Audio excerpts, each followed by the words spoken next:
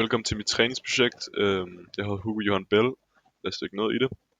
Mine målsætninger før forløbet var at forbedre min Cooper-test med 200-300 meter, bedre kondition, opnå en god tid til 5 km løbet og få en bedre forståelse af, hvordan træning påvirker vores krop fysiologisk. Så ja, testresultater. Før træningsforløbet løb jeg 2,7 efter 2,9. Før svarede mit kondital til 49 og efter til 53,5. Det betyder også, at jeg har forbedret mine resultater med 200 meter, som svarer til 7,4%. Og jeg er meget tilfreds over mine resultater. Jeg synes, det var vellykket. Lidt ærgerlig over, at jeg ikke nåede 3 kilometer. Det troede jeg godt, jeg kunne, men det gjorde jeg altså ikke.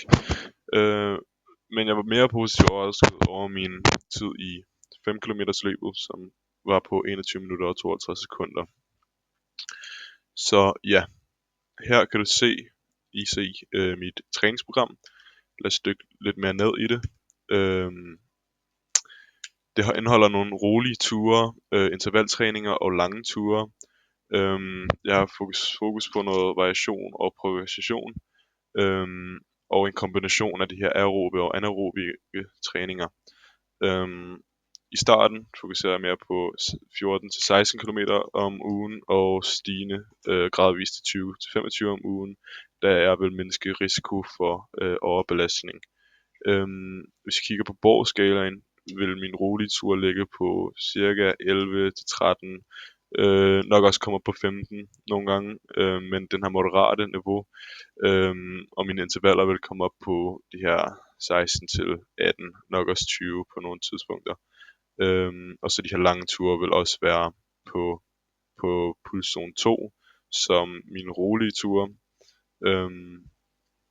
Men ja, de vil fokusere mere på aerob, udholdenhed og fedtforbrænding.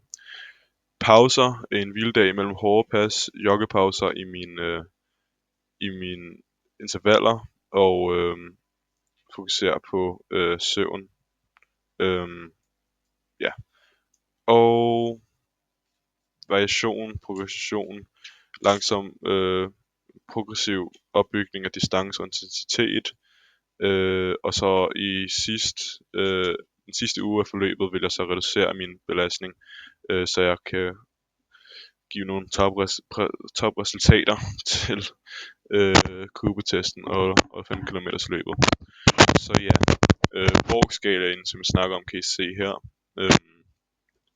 Jeg ligger cirka her ved vores rolige og langløb, og så her ved vores intervaller.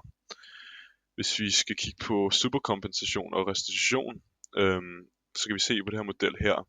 Når vi starter med at løbe, så falder vores præstationsevne, fordi vi bliver trætte.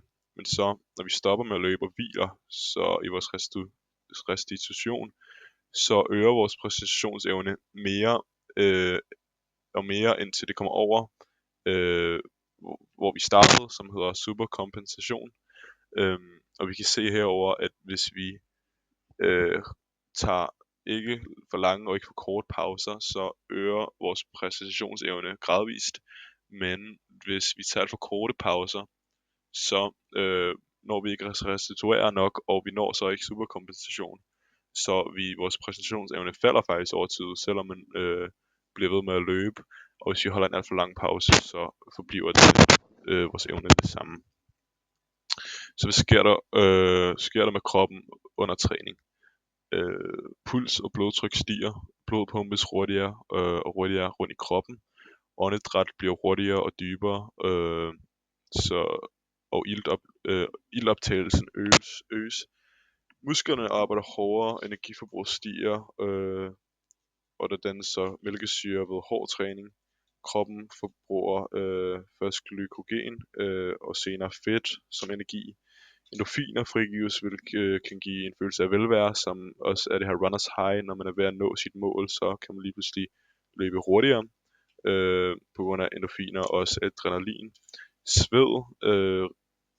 Kroppen producerer sved for at regulere temperaturen, og så blodgennemstrømning øges, hvilket smører led og forebygger skader, som også derfor opvarmning er så vigtigt, at vi først løber let, for eksempel før Cooper-testen, så vores led kan blive små, vi forebygger skader.